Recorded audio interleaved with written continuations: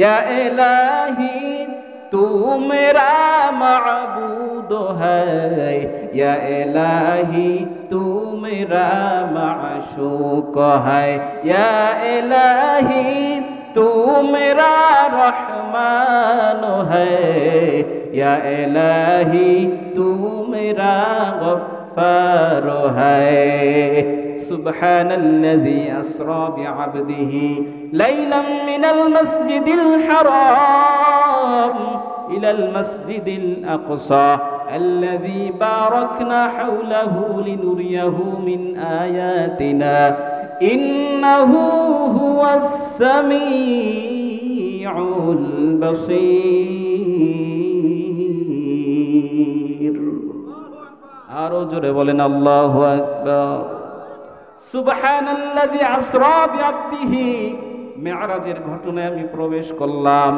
সুবহানাল্লাযী আসরা বিআবদিহি, মহাপবিত্র সেই মহান আল্লাহ যিনি তার বান্দাকে আসরা বিআবদিহি, এখানে আব্দুন বলেছেন, নবীও বলেন নাই।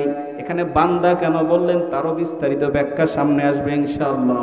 সুবহানাল্লাযী আসরা বিআবদিহি লাইলাম মিনাল মসজিদিল হারাম, তার বান্দা প্রিয় নবী মুহাম্মদ রাসূলুল্লাহ সাল্লাল্লাহু আলাইহি ওয়াসাল্লামকে রাতের কিছু অংশে মসজিদুল হারাম থেকে মসজিদুল আকসা পর্যন্ত ভ্রমণ করাইলেন।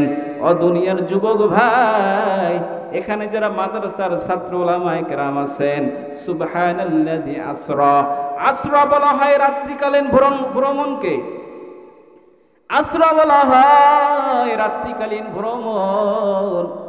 কোরআনের মধ্যে মেরাজ শব্দটা আসে নাই, কোরআনের মধ্যে আসছে রাত্রিকালীন ভ্রমণ, যেটাকে বলা হয় মসজিদুল হারাম থেকে মসজিদুল আকসা পর্যন্ত। আর মসজিদুল আকসা থেকে শুরু করে সাত আসমান ভেদ করে সিদরাতুল মুনতাহা পাড়ি দিয়ে আরশে মুআল্লায় গেলেন, এইটাকে বলা হয় ঊর্ধ্বগমন, আরবিতে বলা হয় মেরাজ। মেরাজ শব্দটি উরুজুন শব্দ থেকে আসছে, উরুজুন থেকে মেরাজ আসছে। যিনি ঊর্ধ্বে ভ্রমণ করিয়েছেন তার নাম হলো মুহাম্মদ রাসূলুল্লাহ সাল্লাল্লাহু আলাইহি ওয়াসাল্লাম। এই মেরাজের কথাটা হাদিস শরীফের মধ্যে পাওয়া যায়, আর ইসরা শব্দটা কোরআনুল কারীম থেকে পাওয়া যায়। প্রথমে একটা আয়াতে কারিমা তেলাওয়াত করেছি, সূরা বানী ইসরাঈলের 1 নম্বর আয়াত, সূরা বানী ইসরাঈলের প্রথম আয়াত। আমরা সবাই জানি এটা আরবি রজব মাস চলতেছে, কথা ঠিক না? আজকে মুসলমানের সন্তানদের এমন অবস্থা হয়েছে, ইংরেজি নববর্ষ কবে আসবে এর জন্য আগাম প্রস্তুতি নেয়, বাংলা নববর্ষ কখন আসবে এর জন্য আগাম প্রস্তুতি নেয়, রঙে রঙে রঙ্গিলা হয়ে যায়, কথা ঠিক কিনা? ঠিক ঠিক বলতে হবে। যদি আপনারা চুপ থাকেন আমার ওয়াজও ডাউন হয়ে যাবে। সম্মানিত হাজিরিন, আজকে বাংলার যুবকেরা বাংলা নববর্ষ পালন করে, ইংরেজি নববর্ষ পালন করে, কিন্তু আরবি 12 মাসের নাম সঠিকভাবে বলতে পারে না। আবার আরবি রানিং কোন মাস চলতেছে এই মাসও বলতে পারে না, কথা ঠিক না বেঠিক? এই রজব মাস সবচেয়ে বরকতময় মাস। আল্লাহ তাআলার কাছে এই রজব মাসটা একটা অতি গুরুত্বপূর্ণ মর্যাদাবান মাস। হাদিসের মধ্যে আসছে এই রজব মাস হচ্ছে আমলের বীজ বপনের মাস। আমরা যখন জমিতে ফসল ফলাই তার আগে আগাছা পরিষ্কার করি, আগাছা পরিষ্কার করার পরে সুন্দর করে জমিটা আমরা উর্বর করে নেই, এরপরে বীজ বপন করি, বীজ বপন করার পরে আবার কিছু আগাছা জন্মায়, সেগুলো পরিষ্কার করি, আবার সুন্দরভাবে আমরা সার ঔষধ দিয়ে জমিটাকে সুন্দরভাবে উর্বর করে ফসল উৎপাদন করে আমরা যেমন ঘরের মধ্যে নিয়ে আসি, যেমন কৃষকের মুখে যেমন আনন্দের হাসি ফুটে ওঠে, ঠিক এই আরবি মাসের মধ্যেও মানুষের আমলের ফসল উৎপাদন করার জন্য আগাম প্রস্তুতির দরকার আছে না নাই? কিন্তু আজকে মুসলমানের এটা খবরই নেই। এই রজব মাস হচ্ছে বীজ বপনের মাস। কিসের বীজ? জমিতে যেমন বীজ রোপণ না করলে ফসল হয় না, অনুরূপভাবে সামনে আমাদের রমজান মাস আসতেছে। এই রমজান মাস হচ্ছে আমলের ফসল উৎপাদনের মাস। আল্লাহর কাছে যা চাবো আল্লাহ সাথে সাথে দিয়ে দিবেন, বলেন না সুবহানাল্লাহ। কারণ রমজান মাসকে 3 ভাগে বিভক্ত, রহমত, মাগফিরাত এবং নাজাত। বান্দা প্রথম 10 দিন আল্লাহর রহমতের চাদরে আবৃত হয়ে যাবে, মাঝখানের 10 দিন আল্লাহ তাআলার কাছে বান্দা মাগফিরাতের দোয়া করতে দেরি, আল্লাহ কবুল করতে দেরি না। শেষের 10 দিন আল্লাহ বলে, বান্দা রহমতও দিয়েছি, মাফও করে দিয়েছি, এখন শুধু জাহান্নাম থেকে মুক্তি দেওয়ার পালা। আল্লাহ তাআলা সেই রমজানের শেষ 10 দিনে তাম পৃথিবীর জমিনে কোটি মিলিয়ন বিলিয়ন মানুষকে আল্লাহ তাআলা জাহান্নাম থেকে মুক্তি দিয়ে জান্নাতের মেহমানের ফয়সালা করে দেয়। এটা আল্লাহ এমনি দেবে? এটা আগে থেকে প্রস্তুতির দরকার আছে না নাই? এই জন্য রমজান মাস আসলে আল্লাহ রাসূল সাল্লাল্লাহু আলাইহি সাল্লাম বেশি বেশি একটি দোয়া করতেন। দোয়াটি যারা জানেন তারা আমার সাথে পড়েন, আল্লাহুম্মা বারিক লানা ফি রজব ওয়া শাবান ওয়া বাল্লিগনা রমাদান। আল্লাহুম্মা বারিক লানা, হে আল্লাহ আপনি আমাকে বরকত দান করেন, ফি রজব ওয়া শাবান, রজব এবং শাবান মাসের বরকত দান করেন, বলেন না সুবহানাল্লাহ। তার মানে অবশ্যই এটা বরকতময় মাস। যদি বরকতময় মাস না হইতো আল্লাহ রাসূল তো দোয়া করতেন না, ফি রজব ওয়া শাবান ওয়া বাল্লিগনা রমাদান, এবং আমার হায়াতটাকে লম্বা করে বৃদ্ধি করে দিয়ে আল্লাহ আপনি আমাকে রমজান পর্যন্ত পৌঁছায়া দেন। কত একটি ফজিলতপূর্ণ দোয়া। সে দোয়ার খবর নাই। মুসলমান আজকে ইংরেজি নববর্ষের স্লোগানে পাগল হয়ে গিয়েছে, কথা ঠিক না বেঠিক? এই জন্য আল্লাহ তাআলা মাঝে মধ্যে মহামারী দিয়ে মানুষকে সতর্ক করে দেয়। করোনা ভাইরাস চলে গেছে, খবর নাই। আল্লাহ তাআলা বলেছেন, এই দুনিয়ার মানুষেরা, তোমাদের পূর্ববর্তী নবীদের উম্মতদেরকে আমি আল্লাহ তাআলা বিভিন্নভাবে সতর্ক করে দিয়েছিলাম। তোমরা তাদের ইতিহাস পড়ে দেখো, কোরআন গবেষণা করে দেখো, সেই জায়গাগুলো থেকে তোমরা শিক্ষা নিয়ে যদি আগায় যেতে পারো, আমি আল্লাহ তাআলা তোমাদেরকে উত্তম মানুষ হিসেবে দুনিয়াতেও কবুল করব, আখিরাতেও সম্মানের উচ্চ মাকাম দান করব। কিন্তু যদি নির্বোধের মতো কান থাকতেও শুনি না, মেধা থাকতেও চিন্তা করি না, চোখ থাকতেই দেখি না, চোখ থাকতেই অন্ধ, এইরকম যদি হয়ে যায় তাহলে বান্দা তোমার দুনিয়াও শেষ, আখিরাতও শেষ। সুম্মুম বুকমুন উমিয়ুন ফাহুম লা ইয়ারজিউন। সম্মানিত হাজিরিন, যাই হোক, ভূমিকা দেওয়ার কোনো সুযোগ নাই, কথায় কথায় এসে যায়। সংক্ষিপ্তভাবে কিছু আলোচনা করবে ইনশাআল্লাহ। যেহেতু রজব মাস চলছে, এই রজব মাসে একটি গুরুত্বপূর্ণ আল্লাহ রাসূল সাল্লাল্লাহু আলাইহি সাল্লামকে দিয়ে আল্লাহ পাক রব্বুল আলামিন তামাম বিশ্বের মানুষের কাছে একটা আশ্চর্যজনিত ঘটনা একটা পেশ করেছেন। বলেন তো সেই ঘটনাটার নাম কি? মেরাজ। কি হয়েছিল মেরাজে ঘটনা? এটাও আমাদের জানা নাই, দুঃখজনক। এই মেরাজ এমন একটি ঘটনা, এমন একটি সফর আল্লাহ তাআলা করাইছিলেন যেটা অন্য কোনো নবীদের ক্ষেত্রে আল্লাহ করার নাই, বলেন না সুবহানাল্লাহ। এমন একজন নবী পাইছি মানুষ, যেই নবীর উম্মত হওয়ার জন্য অন্যান্য নবীরা পর্যন্ত দরখাস্ত করেছিল, অথচ সেই নবীর উম্মত আপনি আমি হয়েছে বিনা দরখাস্তে, কোনো দরখাস্ত লাগে নাই। সেই নবীর জন্য, সেই নবীর মহাব্বতে আমরা সবাই নিজের জীবনকে পরিচালনা করব তো ইনশাআল্লাহ। এই মাহফিলের সাকসেসফুল বেনিফিট তখনই হবে, এই মাহফিল তখনই সাকসেস হবে যখনই আজকের এই বক্তারা যা বলবে আপনারা আমলের নিয়তে শুনবেন এবং আমল করবেন। যদি আমল না থাকে এই মাহফিল দিয়ে বিন্দু পরিমাণ কোনো ফায়দা নেই। যুবক ভাইরা, লক্ষ কোটি টাকা দিয়ে মাহফিল করবেন, ফজরের নামাজের খবর নাই, এই মাহফিল করে লাভ কি? বরং এই মাহফিল আপনাকে জাহান্নামে নিয়ে যাবে যদি আপনি আমল না করেন। আখলিস দীনাকা ইয়াকফিকাল আমালুল কলিল। আল্লাহর নবী বলেন, আপনি অল্প একটু আমল করবেন, কিন্তু সে আমলটা যদি একমাত্র লিল্লাহিয়াত, একমাত্র আল্লাহকে রাজি খুশি করার জন্য হয়ে থাকে, অল্প আমলেই আমি আল্লাহ তাআলা এর বিনিময়ে তোমাকে জান্নাতের মেহমান বানায় দেব। জান্নাত ज़ुक़से या रब क्या करो आरज़ू है मैं तुझे देखा करो हुर गिलमान जितनी नेमत है तू सबसे बेहतर नेमती दीदारे रू। সবাই জান্নাতে যেতে চাই কি চাই না? আরো আওয়াজ করে বলেন, যুবক জান্নাতে যেতে চাই কি চাই না? যেই নবী দুনিয়াতে আসার পর 63 বছরের জিন্দেগিতে 23 বছরের সেই নবুয়তের জিন্দেগির মধ্যে সব সময় উম্মতের ব্যথায় ব্যথিত হয়ে গিয়েছেন, সব সময় উম্মতের মায়ায় নিজের জীবনকে পরিচালনা করেছেন।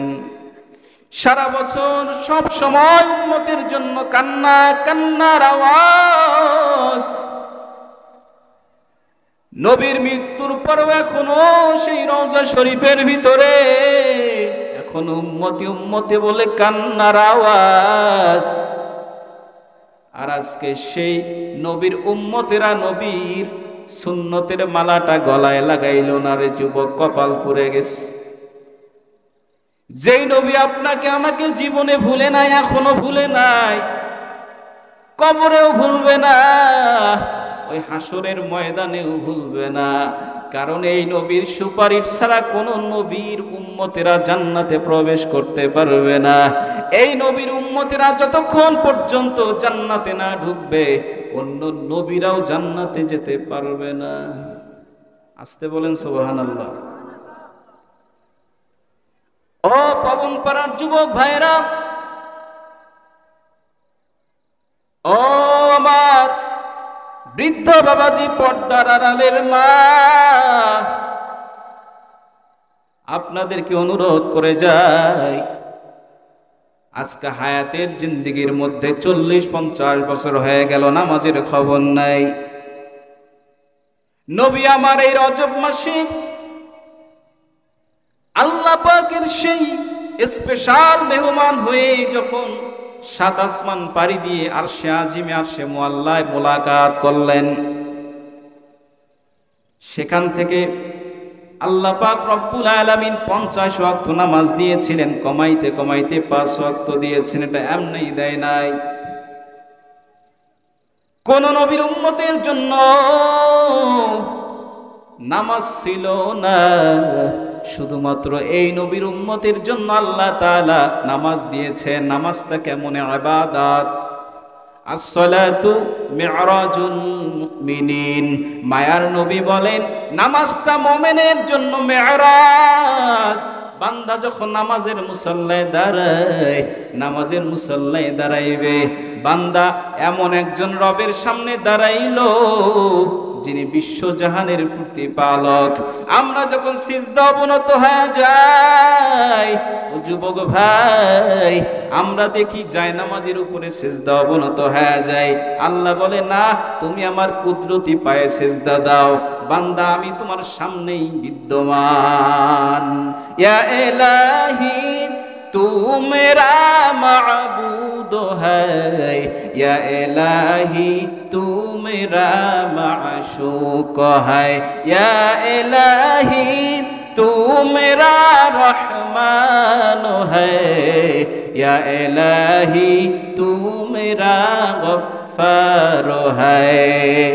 सुब्हानल्लज़ी अस्रा बिअब्दिही लैलन मिनल मस्जिदिल हराम इलल मस्जिदिल अक़सा الذي باركنا حوله لنريه من آياتنا إنه هو السميع البصير। আরো জোরে বলেন আল্লাহু আকবার। সুবহানাল্লাযী আসরা বিআবদিহি মেরাজের ঘটনায় আমি প্রবেশ করলাম। সুবহানাল্লাযী আসরা বিআবদিহি, মহাপবিত্র সেই মহান আল্লাহ যিনি তার বান্দাকে আসরা বিআবদিহি, এখানে আব্দুন বলেছেন, নবীও বলেন নাই।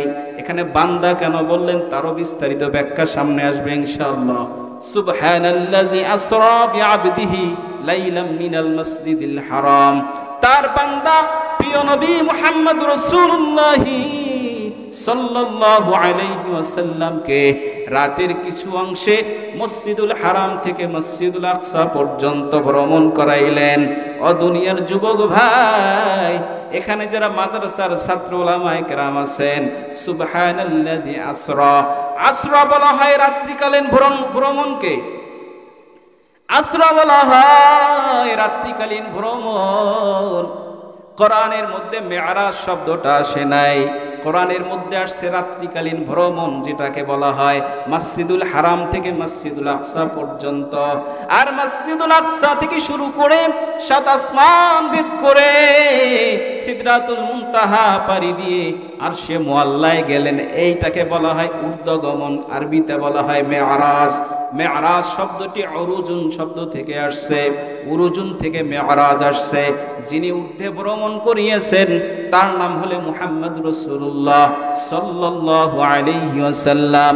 এই মেরাজের কথাটা হাদিস শরীফের মধ্যে পাওয়া যায়, আর ইসরা শব্দটা কোরআনুল কারীম থেকে পাওয়া যায়। দুই দলেই পথভ্রষ্ট, কোনো সন্দেহ নাই। ও যুবক আল্লাহর গোলাম, আল্লাহ পাক রব্বুল আলামিন তার হাবিবকে মেরাজে নিয়ে গেলেন কেন? বিশ্বনবী সাল্লাল্লাহু আলাইহি ওয়াসাল্লাম আম্মা জান খাদিজাতুল কুবরা রাদিয়াল্লাহু তাআলা আনহাকে তার কাছ থেকে চিরদিনের জন্য হারিয়ে ফেললেন। চাচা আবু তালেবও বিদায় হয়ে চলে গেল। বিশ্বনবীর মনটা বড় ভেঙে গেল, মনটা ভেঙে গেল। আপন বলতে এই জমিনে আর কেউ থাকলো না। নবুয়তের 10ম অথবা 11 বছরে মতভেদ আছে। রজব মাসের কেউ কেউ বলেছেন রজব মাসের 27 তারিখ, আবার কেউ কেউ বলেছেন শাওয়াল মাসে, কেউ বলেছেন রজব মাসের 20 তারিখ, মতভেদ আছে। কিন্তু অধিকাংশ মত হলো রজব মাসে বিশ্বনবীর মেরাজ হয়েছিল। বিশ্বনবী সাল্লাল্লাহু আলাইহি ওয়াসাল্লাম শিয়াবে আবু তালিবের ঘরের মধ্যে শায়িত হয়ে আছেন। উম্মে হানি, আবু তালিবের মেয়ের নাম উম্মে হানি, নবীজির চাচাতো বোন, তার ঘরে তিনি শায়িত হয়ে আছেন। ও মুসলমান ইমানদার আল্লাহর গোলাম, শিয়াবে আবু তালিবের মধ্যে যখন বিশ্বনবী ঘুমিয়ে আছেন, এমন সময় জিবরাইল আলাইহিস সালাতু ওয়াস সালাম আসলেন। ঘরের ছাদ ফুটা করে, ঘরের ছাদ ফুটা করে এসে বিশ্বনবীকে উঠায় নিয়ে গেলেন কাবার হাতিমে। হাতিমে কাবা কাকে বলা হয়? এখানে হাজী সাহেব আছে না? কাবা শরীফের মসজিদুল হারামের পাশেই ওই কাবা শরীফ, বাইতুল্লাহ শরীফের পাশে একটা ফাঁকা জায়গা আছে, তার পাশে ওয়াল দিয়ে রেলিং করা আছে। এই মাঝখানের জায়গাটা হলো হাতিমে কাবা, অর্থাৎ কাবা শরীফের অতিরিক্ত অংশ। এটা নূহ আলাইহিস সালাতু ওয়াস সালামের সেই প্লাবনের পর সংস্করণ হয়েছে, নতুন করে সংযোজন হয়েছে। প্রায় 11 বার এই কাবা শরীফ সংস্কার করা হয়েছে, তখন এই বাকি অংশটা বাদ দেয়া হয়েছে। এটা আগে কাবার ভিতরের অংশ ছিল। ওই হাতিমে কাবার মধ্যে বিশ্ব নবীকে শোয়াইয়া রাখলেন জিবরাইল। জিবরাইল আলাইহিস সালাতু ওয়াস সালাম মুহাম্মদকে শোয়া রাখিয়া তার সিনা বিদর্ণ করলেন। সিনা চাক যেটাকে বলা হয় open heart surgery, open heart surgery করলেন। শোয়া বুকটা ফেরে তার ভিতর থেকে কলিজা ফ্যাপসা সবকিছু বের করে নিয়ে এসে স্বর্ণের তস্তুরির উপরে সবগুলো রাখলেন। ধোয়াইয়া মোছায়া ঈমান আর ইয়াকিন দিয়ে পরিপূর্ণ করে আবার ভিতরে ঢুকাইয়া দিয়ে আবার কাভার দিয়ে সুন্দর করে সেলাই করে দিলেন। বিশ্বনবীর সিনা চাক হয়ে গেল। হাদিসের মধ্যে আসছে বিশ্বনবীর সিনা চাক হয়েছিল মোট 4 বার, তার মধ্যে মেরাজের রাতেও একবার। সিনা চাক হওয়ার পরে জিব্রাইল আলাইহিস সালাতু ওয়াস সালাম ডাক দিয়া বলে, হাবিব আজকে আপনাকে মসজিদুল আকসায় যাওয়া লাগবে, আল্লাহর আদেশ আসছে। আজকে আপনাকে এমন জায়গায় নেওয়া হবে, আপনাকে আজকে এমন একটা দর্শন করা হবে যেটা আপনার সমস্ত দুঃখ কষ্ট ভুলে দিবে।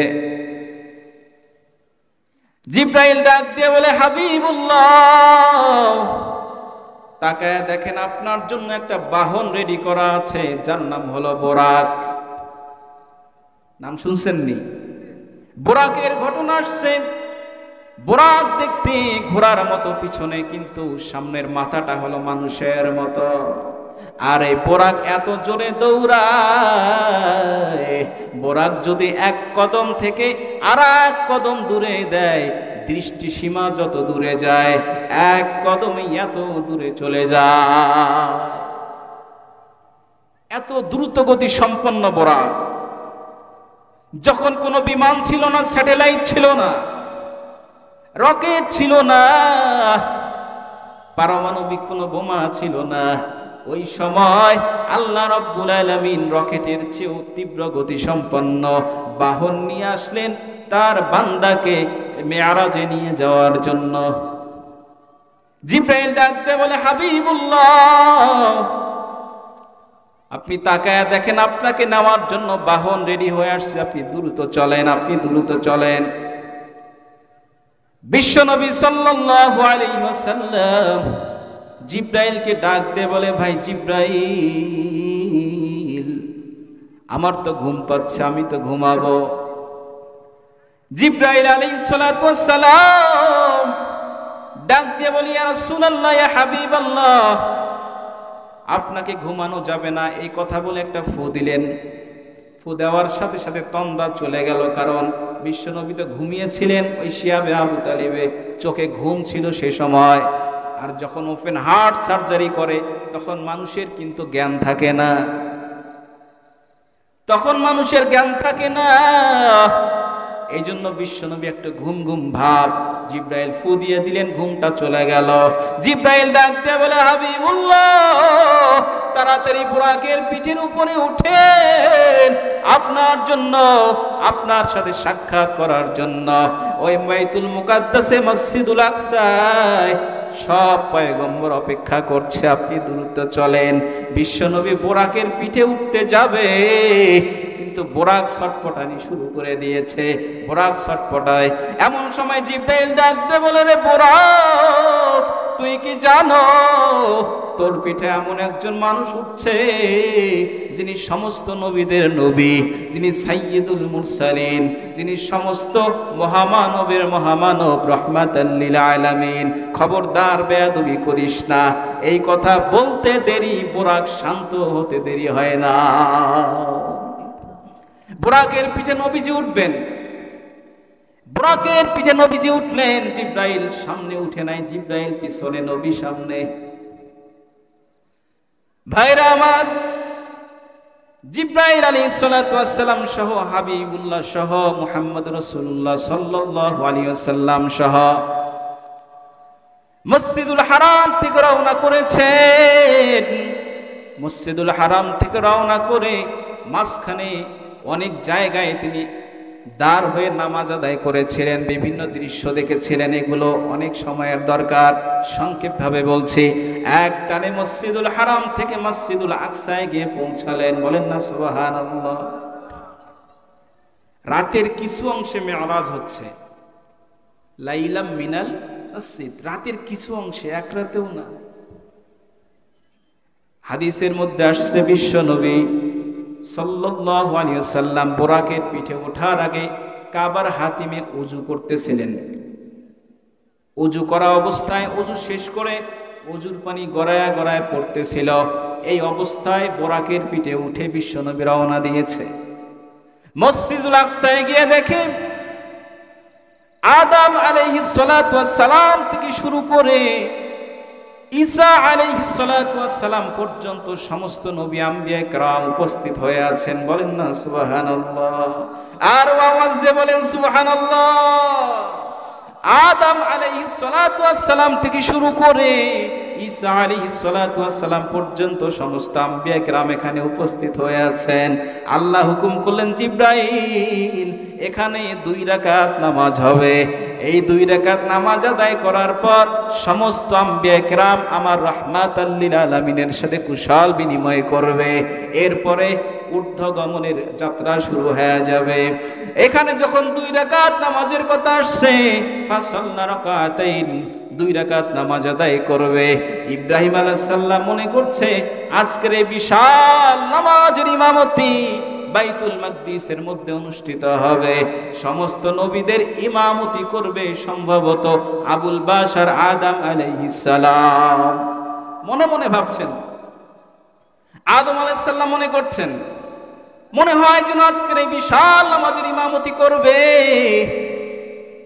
জাতির পিতা জাতির পিতা ইব্রাহিম আলাইহিস সালাম। এটা মনে মনে ভাবছেন।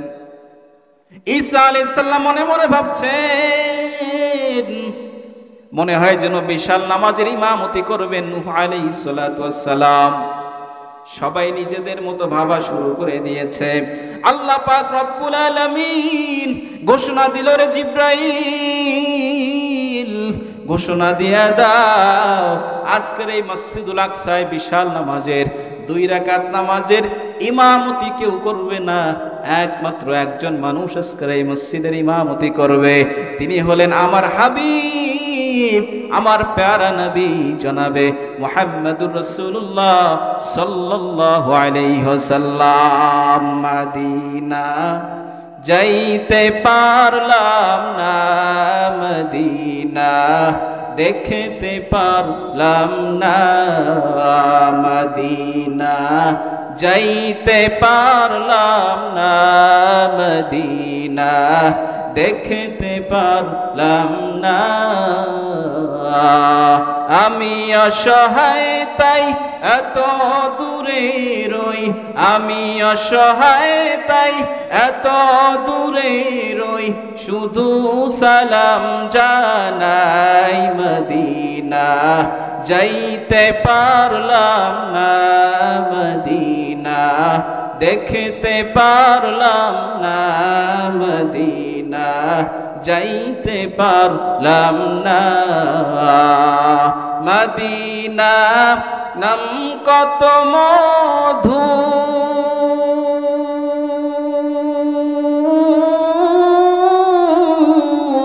মদিনা আর যে কত দূর, মদিনা নাম কত মধুর, মদিনা আর যে কত দূর। সেই মদিনার পথের ধুলি আমি, সেই মদিনার পথের ধুলি আমি মাখতে পারলাম না, মদিনা যাইতে পারলাম না, মদিনা দেখতে পারলাম না, মদিনা যাইতে পারলাম না। মদিনা নাম কত সুন্দর,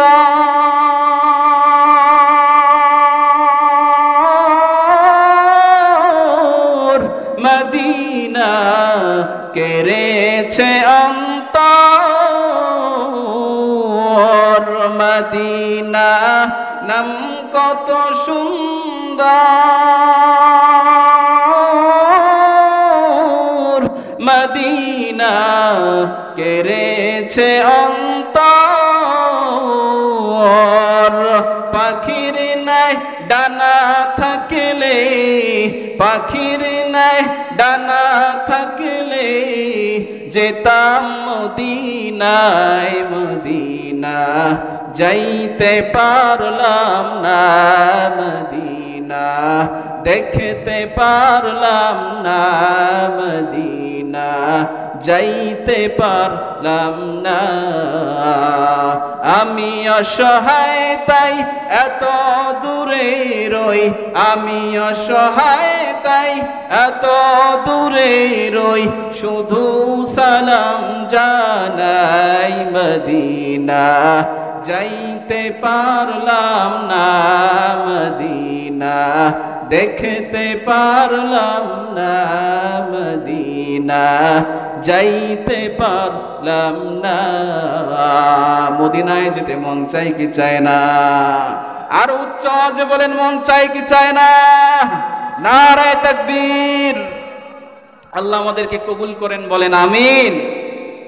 মুসলমান ভাইরা আমার, বলতেছিলাম ওই মসজিদুল আকসায় সমস্ত নবীদের উপস্থিতিতে আমার আপনার নবীর ইমামতিতে 2 রাকাত নামাজ হয়ে গেল। নামাজ আদায় করার পর বোরাক রেডি হয়ে আছে। বিশ্ব নবী সাল্লাল্লাহু আলাইহি ওয়াসাল্লাম ডাক দিয়ে বলে, জিব্রাইল এখন কি হবে? জিব্রাইল ডাক দিয়ে বলে, ইয়া রাসূলুল্লাহ, ইয়া হাবিবাল্লাহ, আপনার সামনে 2টা পাত্র আমি রাখলাম। একটা হলো পানির পাত্র, আর একটা হচ্ছে দুধের পাত্র, আর একটা হচ্ছে মদের পাত্র। 3টা পাত্র তার সামনে রাখলো। আপনি কোনটা গ্রহণ করবেন আপনি গ্রহণ করেন। বিশ্বনবী দুধের পাত্রটা গ্রহণ করলেন।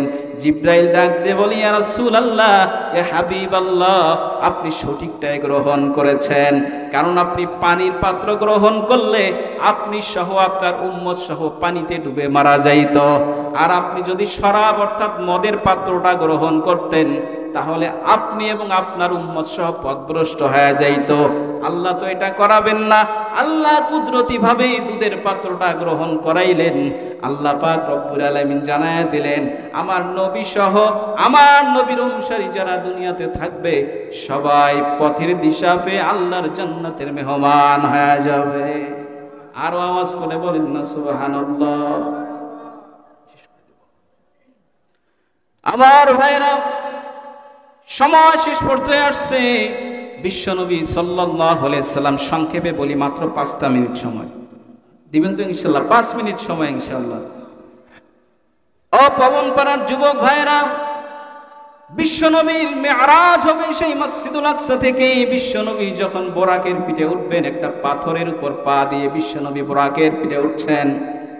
বোরাকের পিঠে যখন উঠলো, হঠাৎ করে পাথরের জবান খুলে গেল। পাথর কান্নার আওয়াজ করে, পাথর চিৎকার করে কান্না করি। নবী ডাক দিয়ে বলে, রে পাথর, তোমার আবার কিসের বিরহের কান্না? পাথর ডাক দিয়ে বলে, ইয়া রাসূলুল্লাহ, ইয়া হাবিবাল্লাহ, দুনিয়া যতদিন ধরে সৃষ্টি হয়েছে তোর দুনিয়ার কোনো মানুষ কোনো প্রাণী আমার গায়ে কদম লাগাতে পারে নাই। আর আজকে আপনি আমার গায়ের মধ্যে কদম লাগাইছেন, আমি পাথর ধন্য হয়ে গেলাম। আল্লাহ রাসূল ডাক দিয়ে বলে, রে পাথর, তোমার মনের কি বাসনা বলো? পাথর ডাক দিয়ে বলে, ইয়া রাসূলুল্লাহ, আমার মনের মধ্যে একটা বাসনা, দুনিয়া যতদিন থাকবে আপনি আমার গায়ে কদম লাগাইছেন, আর দ্বিতীয় কোনো মানুষ যেন আমার গায়ে কদম লাগাইতে না পারে। এজন্য আল্লাহর কাছে একটু দোয়া করে দেন। আল্লাহর কাছে আপনি একটু দোয়া করেন, আমি যেন শূন্যের উপরে উঠে যাই। আল্লাহ রাসূল দোয়া করলেন, ওই পাথর শূন্যের উপরে উঠে গেল। জোরে বলেন আল্লাহু আকবার। আজও পর্যন্ত সেই বাইতুল মাকদিসের পাশে কুব্বাতুস সাখরা পাথর এখনো শূন্যের উপরে ভাসমান। ওই পাথরের কাছে গেলে এখনো সেই বিশ্ব নবীর কদম মুবারকের সেই চিহ্ন থেকে এখনো মিশক আর আম্বরের ঘ্রাণ পাওয়া যায়। জোরে বলেন না সুবহানাল্লাহ। বিশ্ব নবী সাল্লাল্লাহু আলাইহি সাল্লাম একটানে প্রথম আসমানে গেলেন। প্রথম আসমানে যাওয়ার পরে প্রথম আসমানের দ্বাররক্ষী সেই ফেরেশতা ডাক দিয়ে বলল, ইনি কে আপনার সাথে? বলে জিব্রাইল। জিব্রাইলের সাথে কে? বলে মুহাম্মদুর রাসূলুল্লাহ সাল্লাল্লাহু আলাইহি ওয়াসাল্লাম। প্রথম দরজা খুলে দিল। প্রথম দরজায়, প্রথম আসমানে 2টা দরজা আছে। একটা হলো স্বর্ণ দিয়ে বানানো, আর একটা হচ্ছে নূরের দরজা। এই দুইটা দরজা, আসমানের দুইটা দরজা, মুফাসসিরিন ইকরাম বলেছেন আসমানের প্রথম আসমানে দুইটা দরজা, একটা দিয়ে বান্দার আমল উপরে উঠে যায়, আর একটা দরজা দিয়ে বান্দার রিজিক আল্লাহ জমিনে নাজিল করে দেয়। আসমানের দ্বাররক্ষী ফেরেশতা বলে, এই দরজার চাবি তো আমার কাছে নেই, বলে এই চাবি আছে মুহাম্মদ রাসূলুল্লাহ সাল্লাল্লাহু আলাইহি সাল্লামের কাছে, কারণ কোন নবীর মেরাজ হয়নি ইল্লা মুহাম্মদ সাল্লাল্লাহু আলাইহি সাল্লাম, শুধু এই নবীর মেরাজ হয়েছে, আর কোন নবীর মেরাজ হয় নাই। আর আমার আপনার নবীর মেরাজ হয়েছে সশরীরে, মাঝখানে কোনো পর্দা ছিল না, বলেন না সুবহানাল্লাহ।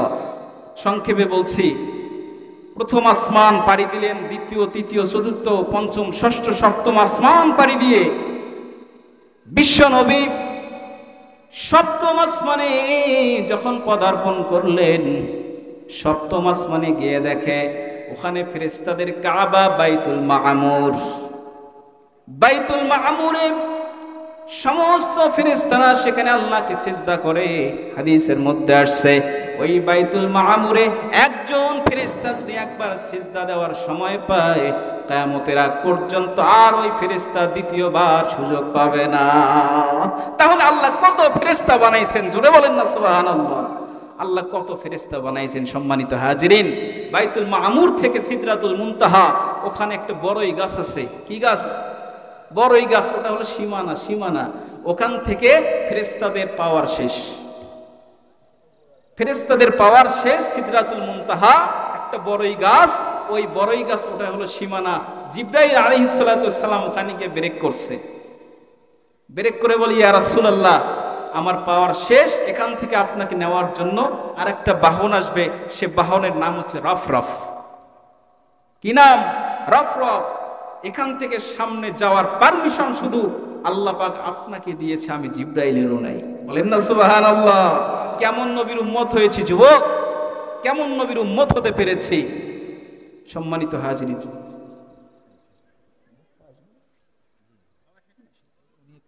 সম্মানিত হাজিরিন, যেহেতু সময় শেষ আর আমি বিলম্ব করতে চাই না, বিশ্বনবী সাল্লাল্লাহু আলাইহি সাল্লাম সিদরাতুল মুনতাহা পার হয়ে রফরফে চড়ে, বুরাকের চেয়ে আরো দ্রুত গতি সম্পন্ন হলো বাহন রফরফ।